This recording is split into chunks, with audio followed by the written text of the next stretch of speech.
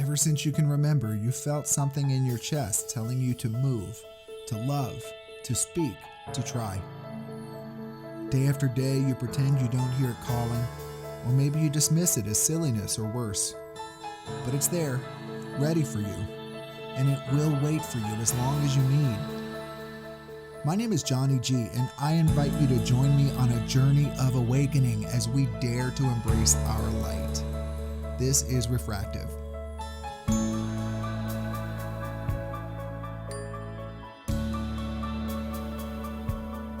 Hello, everybody, and welcome to another episode of Refractive. Today, I am here with Jodi Akst. Jodi is an executive coach based in Baltimore, and she spent the majority of her professional life working for a nonprofit that sought to end the inequities in our country's public school systems. She decided to take that passion she had for helping other people and blend it with a home life that felt right. And so she founded her own coaching practice. And Jodi Akst Coaching today helps people who are seeking to live a more mission-based life. And so I'm really happy to have her here today as we discuss a topic that I think is going to resonate with a lot of people. And we decided to call it, Jodi, we decided to call it Owning the Turbulence, right? Absolutely. Welcome to Refractive. I'm so happy to have you here. How are you doing today? I'm doing well. Thank you for having me, Johnny. I think we have a really nice outline of material to cover. And I mean, if there's any time where the turbulence feels especially relevant, I mean, I think that's now. Absolutely. Right. In its simplest terms, when I think about owning the turbulence, I think about just getting through the hard stuff. Yeah. And if anything, 2020 has been a lot of the hard stuff. Yes, everything feels hard. But you know what? Today, I like to say, all is well. I have my coffee. I have water. I have my place decorated for the holidays. I'm sitting in a comfortable chair talking with a friend of mine on Zoom right now. I mean, what else do I want? It's like the universe just handed it to me on a silver platter. Well, your space is beautiful. It looks like you're all ready for the holidays, which is really exciting. We just Yeah. finished celebrating Hanukkah in our house. Yeah. So for me, the only other thing that's going to make this perfect is that my kids and dog don't interrupt us. So we'll see if we can get through that. We'll But then see. again, this is about owning the turbulence. That's right. So, talk to me about the framework that you see for this episode. Yeah, absolutely.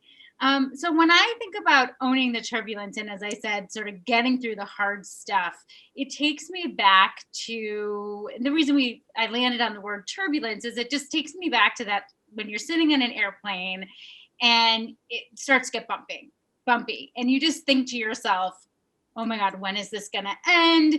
Is this turbulence, or is there something more going on? Can I stay calm? Can I reassure myself that the plane is not going to fall from the sky?" We've Right? been there. Yeah. Yeah, absolutely. And so that concept of sort of getting through the turbulence is something that I think we all feel in big and small ways at work and and at home. So for me, it's all about knowing that that you can get to calm, Yeah. right? That you are going to get to a better place. Hmm. And that is true whether it's turbulence in your home life or your personal life. Yeah. And this matters to me. And the reason I wanted to bring this topic forward today is because I'm a leader and I'm a mom in equal measure. And so I have many other humans that are looking to me for cues on how they should feel, how they should act, what they should do. And a canine too. So, Yeah, and a puppy. He was a coronavirus puppy.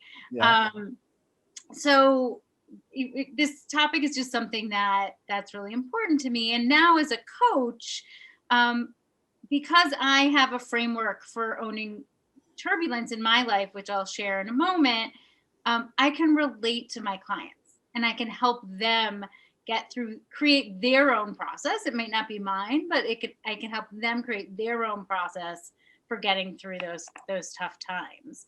So what do I mean when I'm talking about owning the turbulence, and what is this process? So for me, it's 4 steps. So it's Uh-huh. finding the calm, which includes anchoring in what matters and what's important to me. It's about getting clear on my options and setting that vision for moving forward.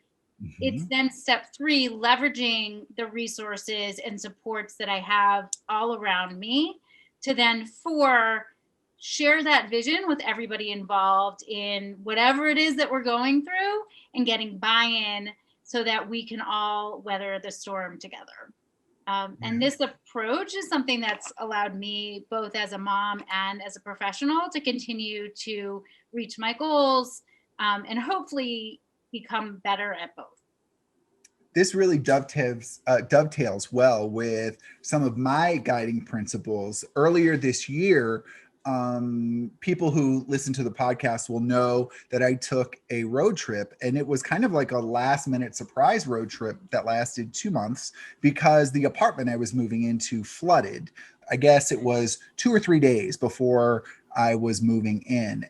I decided in that moment to call it above the storm, right? Because when you're flying in a plane, you hear the pilot say, "Oh, we're going to go around this storm, or we're going to go over this storm, ladies and gentlemen, to avoid turbulence." And so, just like for you, it really resonated with me that I don't need to suffer through pain for the sake of suffering through pain. If there's a way to bypass it, I don't need to be a martyr and lay down and suffer for idealistic reasons. And so I love this idea of taking what can be a chaotic situation, breaking it down to more manageable parts, and applying it to a smoother life. So that sounds really good. Does that kind of capture what you're talking about? Yeah, absolutely captures what I'm talking about. For me, it's all about understanding what the end game is. Like, where are we going? And to remember that at the end of the day, we have to try to keep it simple, right? Like, Yeah. when you're in that moment, your instinct is to catastrophize. Yeah. And if I have, a word of advice or some wisdom to share, it's when you're in those moments that you actually want to do the opposite, which is to sort of narrow what Oh, you're thinking about, and your approach to handling it, and get really down to that common denominator of yeah. what you're trying to accomplish. How did you arrive at this conclusion? I think back to when I was a girl, right? Like, just sort of who I was naturally, right? Nature versus nurture. And I sort of was just part of my being, my personality was to always sort of like figure out easily and quickly, like, what am I trying to accomplish here? So my parents love to tell this story of when I was in 4th grade, which is really funny because my son is now in 4th grade. So I'm watching him at that age. So thinking about myself as a 10-year-old, and I had to do a book report, and I hated reading. There was something about it was hard for me. I didn't like it. And so I picked a book on dogs, which was a favorite topic of mine. And I Mhm. picked a book that was almost like a textbook that had chapters on dogs. And I realized, as I started looking through this book, that I could read the beginning and the end of each of these chapters and understand what it was really about, and that my goal was to just do well in school, right? Like, that was Mhm. my goal.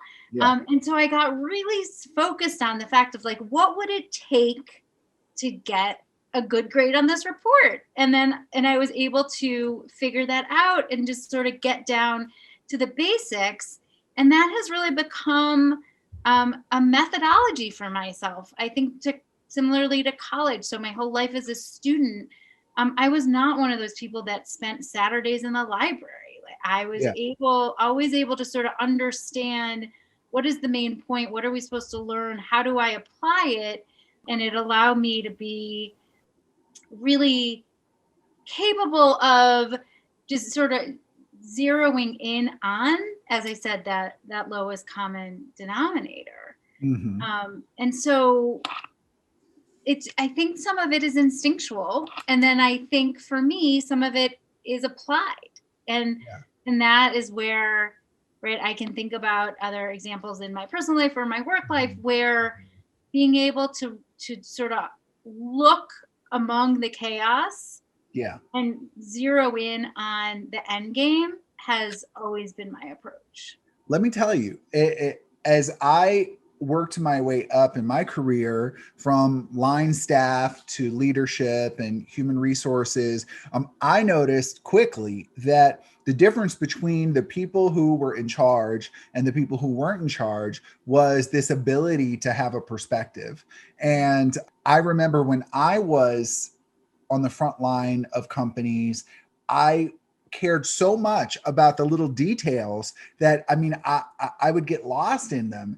And when I found myself driving culture and managing performance of teams, I realized that there's a place for that fine detail orientation, but there's also a place for a high level perspective. So it's a skill that obviously for you was innate.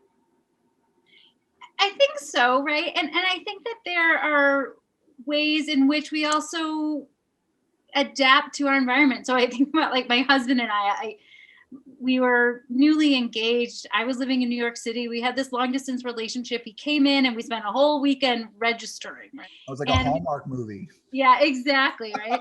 And we met a dear friend of ours for a drink after this long day of picking out china. And she happened to also be my boss, so she knew me very well professionally, and we had formed this amazing friendship. We talked about our day, and she looked at us and she goes, Jodi, you are a sufficer. You know what you want, and as soon as you find it, you're done. Like, it's met your needs, you feel really good about it, and you're ready to move on. And then on the other hand, my husband is what she called a maximizer.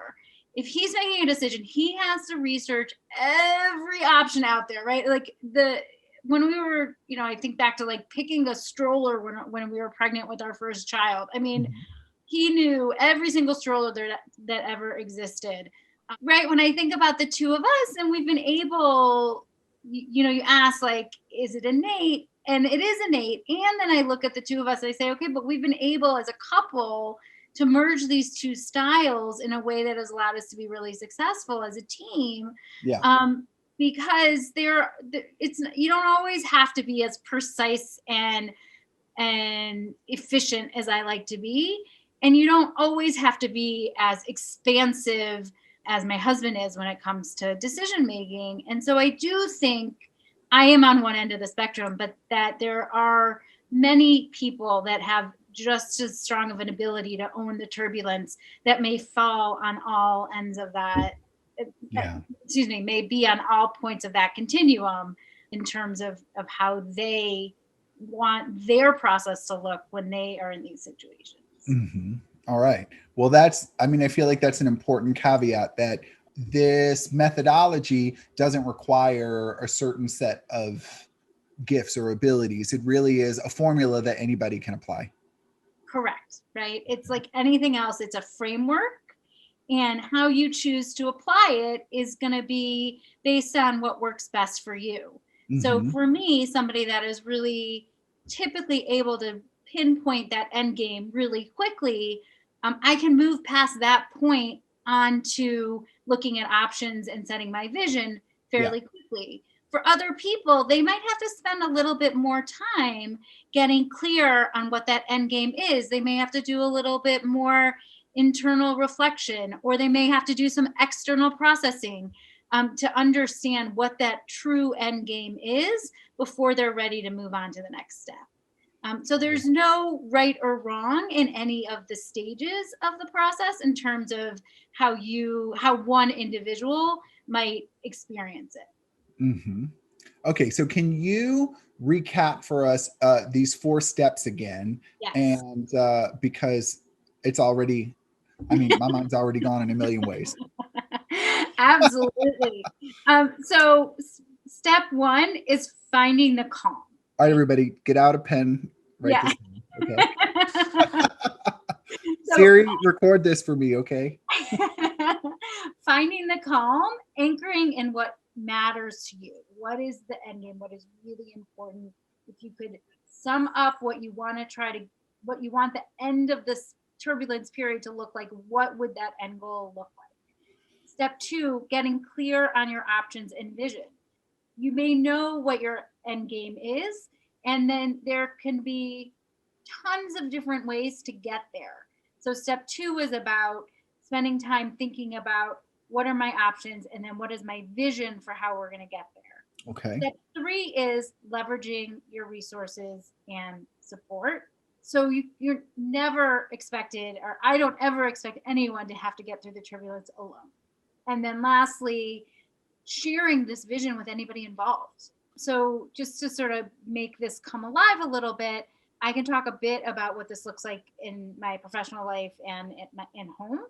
And I'll start by saying that I have 2 amazing children. So I have a 13-year-old daughter and a 10-year-old son, and they each have their challenges. So our daughter has moderate to severe ADHD, and our son was born with a congenital heart defect and had open heart surgery when he was 12 weeks old. And he has extreme anxiety, which is correlated to children that have open heart surgery. So their brains work differently. So my home life can be chaotic. Mm-hmm. So when I apply this formula to home and work, I go through the same steps. It just looks a little bit different. So, for example, I imagine you're not there with the chart, like counting the step 1, step 2, step 3, step 4. I don't know. Maybe you have it on your refrigerator. I don't know. I don't. I do have to tell you, I love a spreadsheet. Love a spreadsheet. Yeah. Which I can talk about in a little bit, like what role that plays in terms of this process for me. But I do like an organizing tool so that I can get past that emotional initial charge that you're feeling, whether it's at home or at work, to then help yourself get grounded in what matters. Mm-hmm. So if it's helpful, I can talk through what this looks like a little bit. Yeah, go ahead, please. Okay, great. So I think back to my early days in my career. So as you mentioned, I was a leader in a national nonprofit. I was the program director and later partner for a program called the New York City Teaching Fellows, which is a program that recruited career changers into education. We were early in the tenure of understanding how to run these programs. The organization I worked with, consulted to the New York City Department of Education, and we had tremendous success right out of the gate with this program and found ourselves in a situation where the processes to run the program hadn't caught up to the pace at which we were growing. Okay. And we had an issue of not having adequate data management system. So this is the point at which I was brought into the team, and it became really clear that we needed a singular focus, which is that at any moment in time, it needed to take us less than 2 minutes to know where all our thousands of applicants were in their process of admissions. Mm-hmm. And we just weren't there, right? So that was step 1, right? Being able to get really focused on what is the end game. My team and I got really clear that I should be able to say at any point in time, where is X in the process? And anybody on the team should be able to tell me within, a couple of minutes. Yeah. A similar example would be at home, which is that for a period of time, family dinner was just chaotic. Like it was not what we wanted to be. Family dinner is very important to my husband and I. And we had a goal as a family that we would be able to have a family dinner where both children were sitting at the table for a minimum of 10 minutes, having a conversation in which nobody was talking over each other and everybody was feeling heard and seen, right? So we got very clear on that goal. So that was step 1 in both of those scenarios. Mm-hmm. So then we moved on to thinking about the options and the vision. Mm-hmm. So at work, so that vision came into clarity based on my end goal of wanting to be able to know at any point in time where anybody else was in the process. Okay. At home, as I said, that vision was a minimum of 10 minutes of a really nice dinner in which we were all sharing our days. Okay. So Mm-hmm. that became step 2. So then step 3 becomes leveraging your resources. So how do we get there? I can't wait to Like, hear. okay, I'm we waiting have for the dinner. Like I can't wait to hear the resources for dinner. Go ahead. Go ahead. so here's this vision, and now we have to actually get there. And this Yeah. is where obviously the bulk of the work happens. And in some situations, this step of the process can be months, it can even be years, right? It doesn't happen overnight. But this is about leveraging your resources and figuring out how you're going to actually do it. Yeah. So at work, it meant, reconfiguring the budget and making it a priority to hire. We ended up hiring 2 developers who built us the applicant tracking tool. And at home, my husband and I looked at each other and said, we don't know how to do this. And we leveraged a family therapist. And so Ah, we, as a family, went to family therapy yeah. um, to not have to solve it ourselves, right? Like, Yes. it's not owning the turbulence doesn't mean you have to do it by yourself. Yes. Um, so that then became step 3. And then step 4, in terms of sharing the vision and getting a buy in, at work, we had to get the entire team trained on the new processes and make sure they were comfortable and make sure that we had the quality controls and all of that you do when you're putting in place a new process. And at home, it was, the family therapist worked with us so that as a family we created this vision together, so our kids were part of the solution. Yeah. And the therapist gave them lots of options, and they decided they wanted to use a timer. They said that would feel really good if we knew that we could set a timer and that mom and dad had an expectation that we would sit here for 10 minutes. It made it doable for them. Yes. And so Yeah. that was what we did to realize our vision of being able to sit for a 10 minutes. And now, a couple years later, it's not uncommon for us to have 30-minute dinners or even longer, because the kids learned what it looked like and felt like to be part of that and to get all of the benefits of having that time as a family every night. Yeah. So those are a couple examples of how those steps actually look in the real world. I find that when something starts to go maybe not even wrong, but when something feels like it's not going in the direction I wanted it to, like my first reaction as a perfectionist and as a people pleaser, I mean, I gotta say, is to scratch everything and start over and say, I'm not doing this right. And this whole plan is doomed and we're going to have to start over. And it feels like this gives an alternative Mm. to that gut response.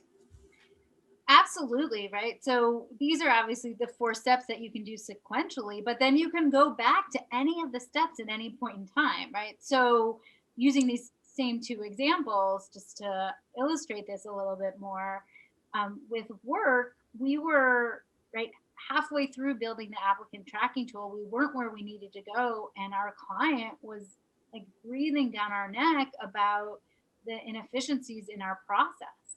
And so we needed a band aid, we needed an alternative solution to get us through that period of time prior to having in the big vision realized.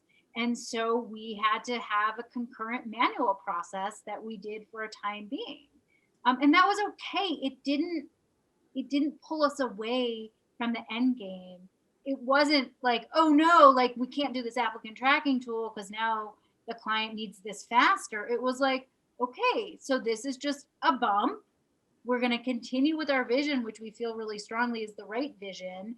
And we're going to do this concurrent process to continue to move us forward while we are getting to the final approach. And then at home, I mean, if I tell you that we would use the timer, we got to a place where things were good. And then, 6 months later, it was like we had never had a family dinner, right? Like things got crazy again. The kids were not wanting to come to the table, or they were shouting over each other.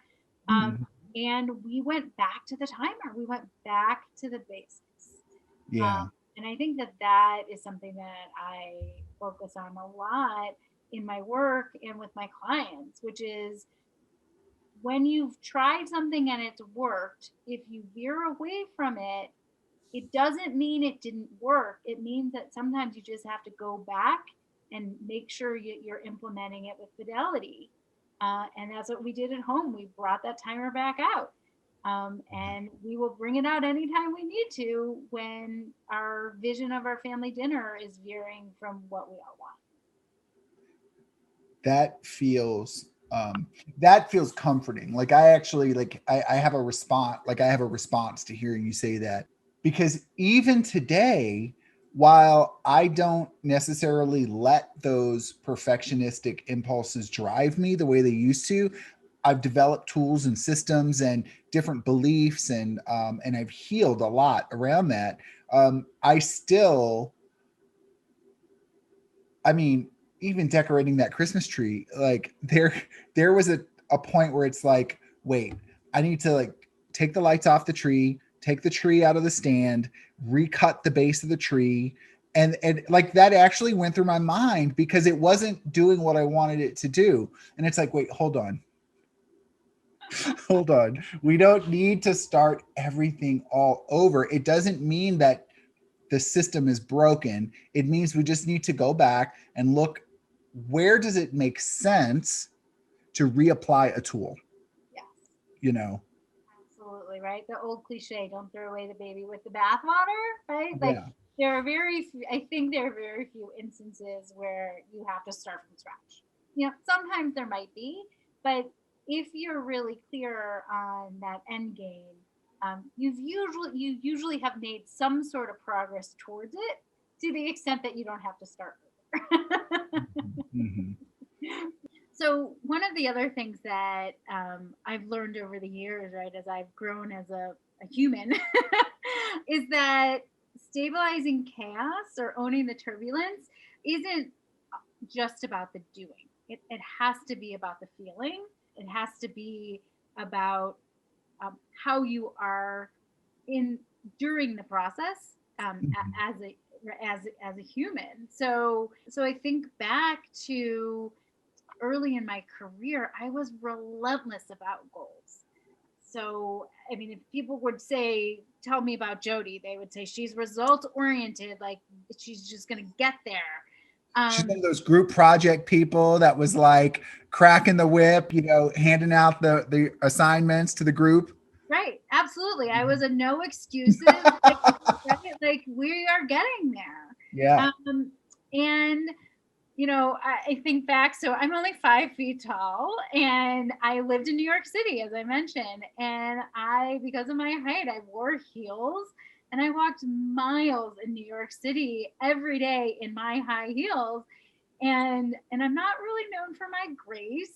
And I had this like determined walk, right? Like my coworkers always knew when I was coming, because I'd be clomping through the office, a clipboard in one hand, my water bottle in the other, just clomping to my next meeting. And that image of myself, when I think back to it, just symbolizes this laser focus that I had on meeting our goals, which served me well in a lot of instances, but it's not what true leadership is really about. And so as I've matured, I've learned how to be relentless towards my goals and just softer in general.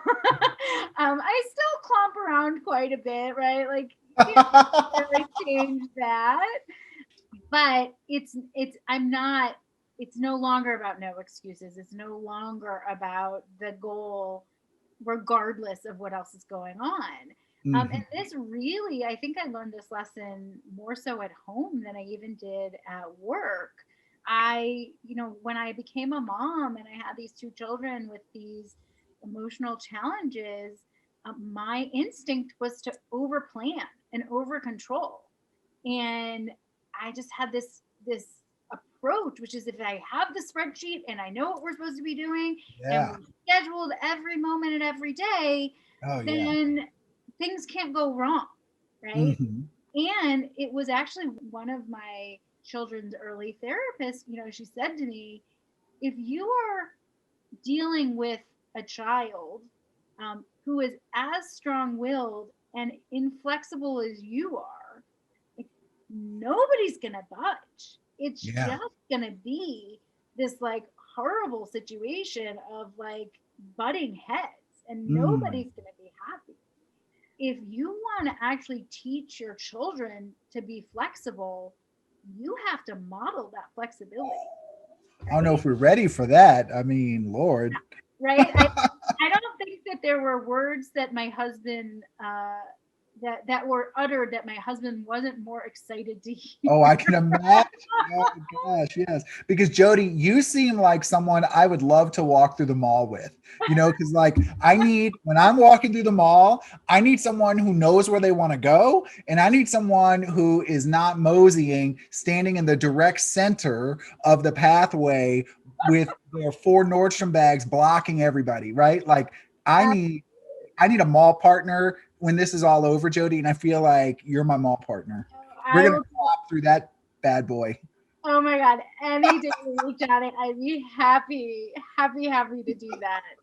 I Okay, so I took you completely off track. My bad. No, that's fine. I love that. And that's so true. But here's the thing, the difference between who I was before and who I am now is that we will still have a plan and I still can get us through that mall as quickly as you want to go. And we might venture off into a store that we hadn't planned to, Mhm. right? Like it will be a little bit more fun than just the Yeah, dogged determination to get through there as quickly as possible. yeah, I'm down. And now that my kids are older, they keep it real for me. So they when they see me being flexible or realize that I'm not being over planned or not, don't have everything so tightly wound. They call that my name is Jodi. They call that person Joni, and they get so excited. And Ah, it comes from this is like my daughter and I were out shopping one day and a salesperson misheard me in terms of what my name was and started calling me Joni. And she yeah. thought that was hilarious. And so Joni is now my persona when I need to lighten up and when I'm not trying to over control. Mm, And it really, speaks to the fact that when you're going through day to day, and particularly in tough times, that the lightened approach um, often just makes it that much easier to weather the storm. so okay, so this is great when we're talking about the inside work here. We're talking about I'm putting on my Joni hat today, and I'm making a conscious effort to own the turbulence through these four steps, through understanding what's happening, relating to my vision, right, and leveraging my resources and getting buy-in. But what happens when there are people around you like hard-headed coworkers, or you talked about like these like working with a child who doesn't necessarily see the value in being flexible. Like I want what I want when I want it, and I want it, and let me be clear, I want it. So how do you handle this? How do you become Joni when you don't have a willing partner who is supporting you in this drive? Yeah, so I think it comes down to two things, right? So one is myself, like having confidence that that we're going to be okay, right? Like, so I do those spreadsheets so that I'm clear on my goals and my visions, and then I have to let it go, right? Like, I just sort of have to be. And the other is communicate, communicate, communicate, right? Mm. So, and it's communicating about expectations and visions, but not necessarily the how, which actually makes me think of Daniel Pink's work. So he's an author who often writes about motivation. He's known for a book name called Drive and a couple others. What's it called? Drive. Oh, okay. Mm-hmm. Yeah. And he says, which I agree with him wholeheartedly, when people have their own way of doing something, they are more likely to do it. Mm-hmm. So when you're in that situation where the buy-in is not quite where it wants to be, right? Where you are hoping it would be, you have that child that wants what they want, or the coworker that's not quite there yet in terms of this vision. It's really about going back to the shared vision and making sure that they understand what it is, and then collaborating. And this works for a 2-year-old, a 10-year-old, a 13-year-old. I'll tell you when my kids are older whether it works when they're older. And it works with coworkers, which is okay. So here's where we're trying to go. How do you want to do it? What matters to you? And then truly, as a leader and as a mom, being okay with what their response is, so that they then have a lot of autonomy and a lot of ability to do it their way.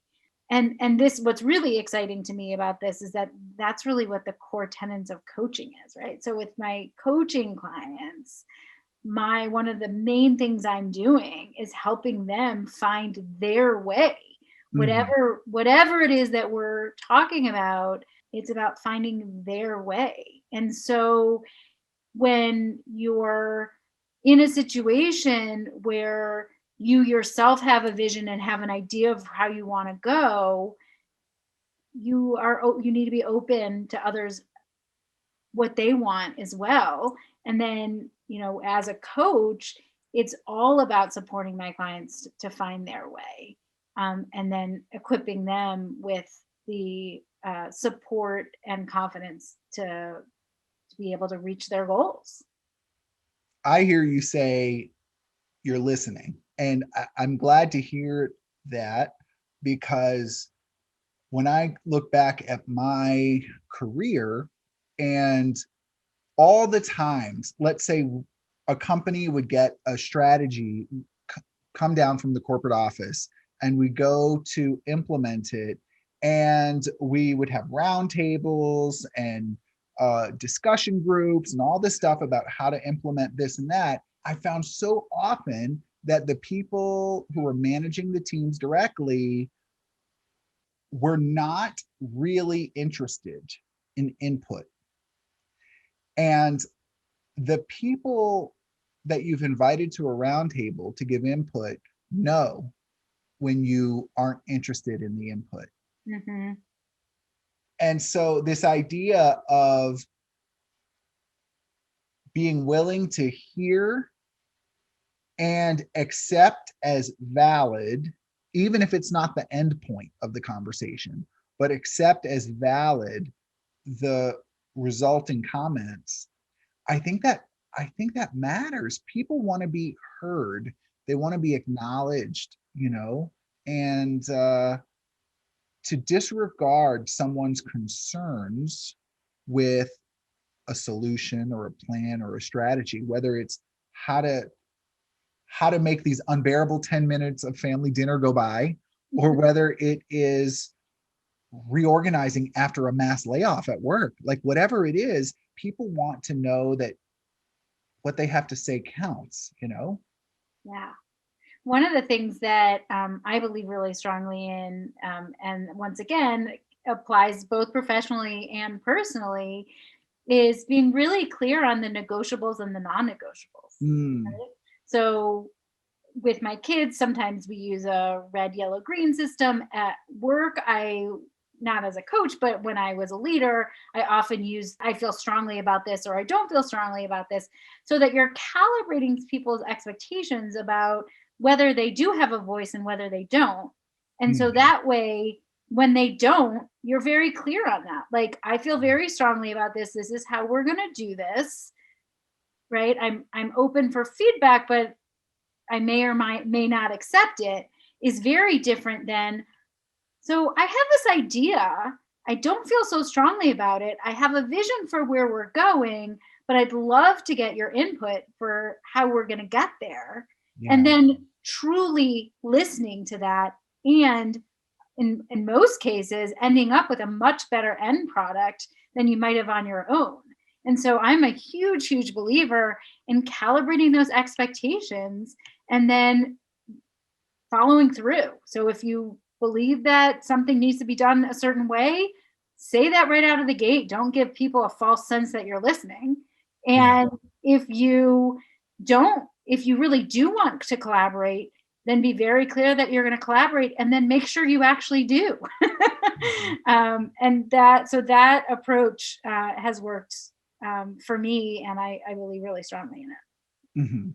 So for the listeners, I want to return to this and underline it real quick, because I'm imagining that if I were listening to this, I hear these 4 steps and they sound great, but it requires the participation of the people around me.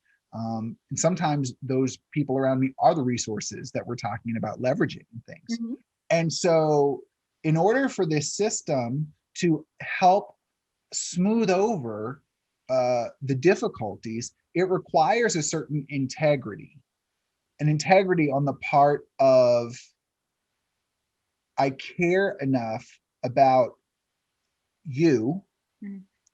to bring this to you and to be honest with you, to say, I'm sorry, this is not a discussion that it makes sense to have. We already have our plan in place, and I just want to be honest about that. Or asking for feedback when you mean it, and being respectful of that. That integrity matters, I suppose, when you're trying to get people to buy into your plan. Yeah, integrity. And the other thing I would add onto that is transparency, Yeah. right?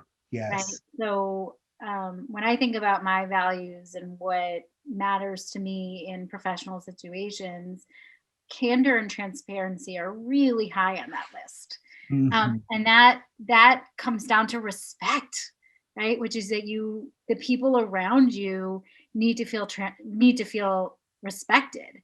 Yeah. And to feel respected, I believe that you treat people transparently.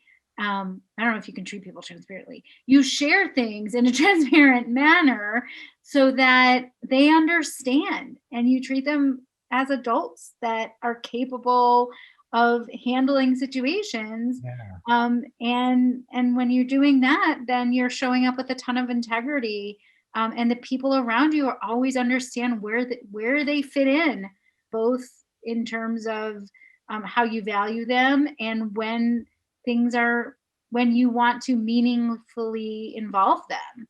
And I think that goes a really long way of building collaborative teams and being able to get through any turbulence that you might find Yeah. yourselves in. All right. So Jodi, take us home. Let's bottom line all of this and kind of recap, because anytime, as a former trainer, which was a major part of my career, anytime we're giving people a series of steps or whatever, we gotta repeat it again. So walk us through some of your main points and then recap those 4 key steps for us. Yeah, absolutely. And I'll start by saying, as sort of a theme of this whole podcast, which is that this is what's worked for me. So I invite the audience to take what they're finding meaningful and useful in this process and go with it and adapt Yeah. it as it might work better for them. Yeah.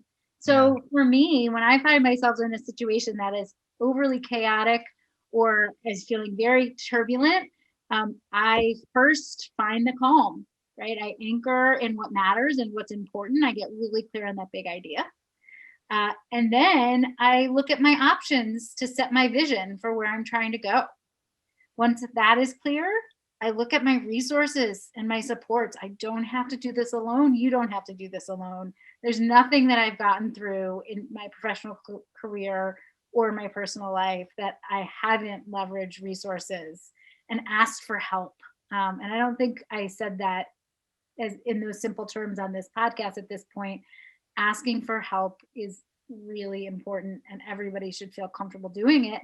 And then lastly, involve everybody that is part of the solution and get a shared vision and buy-in with them, and that's going to make everything, you're going to be able to get through whatever you're getting through faster, and everyone involved is going to want to get there with you. So those are the 4 steps that have worked really well for me. And I think as I don't know when this is going to air, but we're sort of in the end of 2020 right now. So as we sort of close the book on this chapter and move into 2021, I hope we all find ourselves dealing with a whole lot less turbulence, but know that whatever is ahead of us, that everybody can be equipped to really own the turbulence, not let it derail them, and get to a place that they want to get to and meet their goals. Yeah. One of the things that I was thinking about recently is on Facebook, every year without fail, by the second half of December, people are posting about what a horrible year it was and how next year's got to be better. And I mean, it is an annual tradition about talking about how awful the year was. And while 2020 was certainly noteworthy for a lot of reasons, you know, I think, yeah, I think it is important to maintain a perspective that, you know, things, how can I say this? First of all, I want to be respectful for people who've had their lives turned upside down, and I don't want to diminish any tragedies or anything like that, because that's not what that's not the spirit of what I'm saying. But I want to say that there are gifts that each of us were born with and also may have been given over the years. And they might be experiences, they might be people in our lives. But we all have these gifts that are like battery packs, and they allow us to move through a slow patch and move through the quicksand that we find ourselves in from time to time. And I believe that if we forget our access to these gifts, whatever they are, we're doing ourselves a disservice. We're hurting our lives, and we are giving in to this turbulence. We're screaming that the plane's going down when that's probably not what's happening. And I think the perspective of finding your calm, Yep. looking at the options, Leveraging your supports and resources. and then partnering, getting buy-in, communicating, being transparent. I just think that this is a valuable path to regain some of the power that we may have given up inadvertently, maybe during difficulty. And whether you need to tape this to your bathroom wall so that you can remember and internalize this, whether you want to play this episode on repeat, I'm not going to stop you from doing that, please. But whatever it is you need to do, maybe you even carry a little note of your favorite point of this in your wallet or in your purse. Maybe it just says, what are my resources right now? Or maybe it is, what is my calm? What really matters right now? Having just even one of those little valuable points staying in your orbit can be a game changer when something unexpected knocks you off your balance. And the whole point of this podcast has always been to give people resources to step into their own magnificent power. And I feel like through your introspection and observations, you've been able to come up with a tool that can be helpful for people. And I want to thank you so much for the thoughtfulness of sharing that with us today. And I'd like to ask you, Jodi, to share with our listeners how they can get in touch with you. Maybe they have questions, maybe they're curious about your practice, maybe they just want to thank you for your efforts today. How can people learn more about you and your coaching and get in touch? Well, Johnny, first of all, thank you so much for having me today. This is so fun. And I hope that your listeners are walking away with a few nuggets that they are going to be able to take with them into 2021, no matter what this year brings us.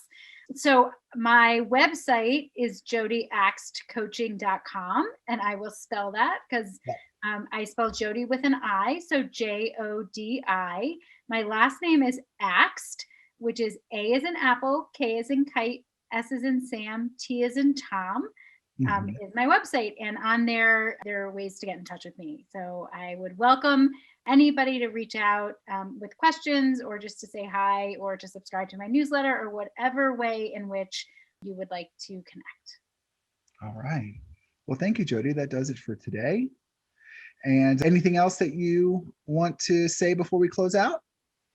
Just that, Johnny, this podcast is a joy, and thank you for bringing it into the world, and for having me as a guest. I really absolutely enjoyed this conversation. So thank you. I appreciate that. Thank you, Jodi. All right, everybody, you've been listening to Refractive Podcast. This is Johnny G, and my guest today was Jodi Akst. And you can find her contact information in the show notes on the podcast page, the web page, the YouTube page, etc. I am a personal, spiritual, and career coach. I'm based out of Washington, D.C.